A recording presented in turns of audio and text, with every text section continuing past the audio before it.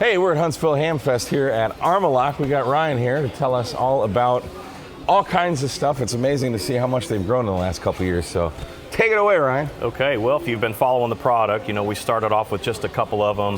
The 817 was one of the first ones. That was the original intent of the product. A small radio in your backpack, you know, take it with you on the trail. And then it's just kind of, you know, grown from there. Moved into the VHF, UHF radios, and we never thought that people would like to ruggedize their large radios. But the 7300, probably the most popular radio known to man, we made it and it's been very popular. And then that spurred off into other radios. This is actually one of my field day radios. Yeah. This was at Winter Field Day last weekend, in fact. We had 3 of them just like that.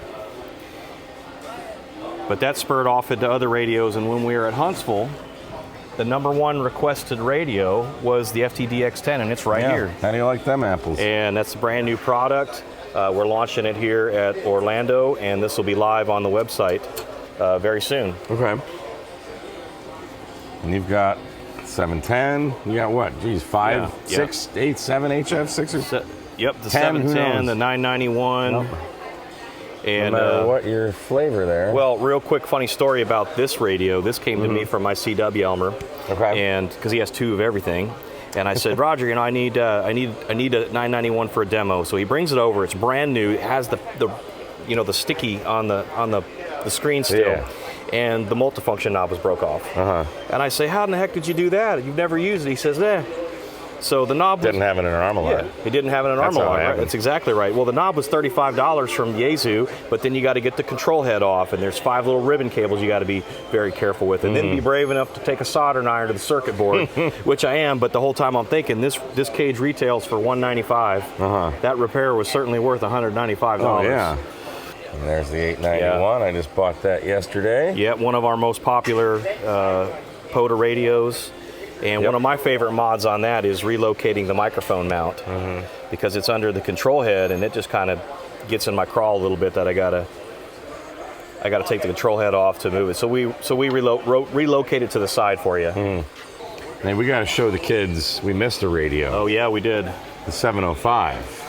We launched this version in Huntsville, and this is set up with the radio, the battery pack that we make for a 10 amp hour battery. But what's cool about this setup is it's hinged in the back. Oh, look at that. And that's made to go down inside your backpack. And when you get to your campsite, you can pull it out, flip it up. The hinges are friction fit. Okay. So it'll stay in whatever position you want, so you don't have to prop it up with a bag of chips or a pine cone or a dead squirrel. Bag of chips. But then you also came up with a neat solution for the bag. That was another thing out of Huntsville. Huntsville was just a slurry of new ideas. Yeah. People said, well, we love the cage. The cage is great. Yep. It's lightweight. It fits it well. But I've already spent a mint on the Icon bag, and the radio won't fit in the bag with the cage on. I say, challenge accepted, and we come up with this. Moved all of the stuff, all the trinkets and doodads that you normally would carry in here. Yeah. This setup is the same as the other one. Got the tuner in there. It fits in there super nice. In fact, it fits so well, I had to go through the shack and find more stuff just to cram in here to make it look full. I mean, who doesn't need a dummy load when they're going on a POTA, right? But you could I can think of one guy. Well, we're not talking about the partner you're taking with you. But yeah, there's so much room in there. You could put 3 or 4 juice boxes in there with it, and it closes up. It actually does close up really, really nice. And this isn't just a display model. This is my actual kit. Yeah. And I had a lot of fun building it. And I think a lot of people that buy these products have a lot of fun building these. Sure. A lot of fun assembling. They're like the Lego of the ham radio world. Yeah. One of the newest. This is the new 150 from Yaesu. Oh, okay. And this is. You've already got a cage for a brand new radio. Yep. Well, fortunately, the dimensions were very similar to the older radios. We just had to do a little modification on the spacer in there.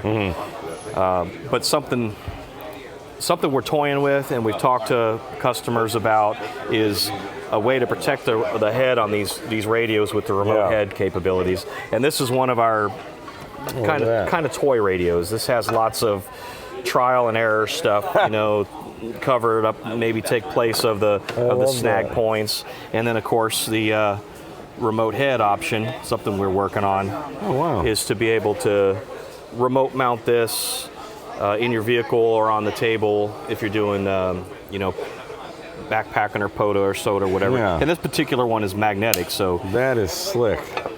yeah, it's something we're working on. That is really cool.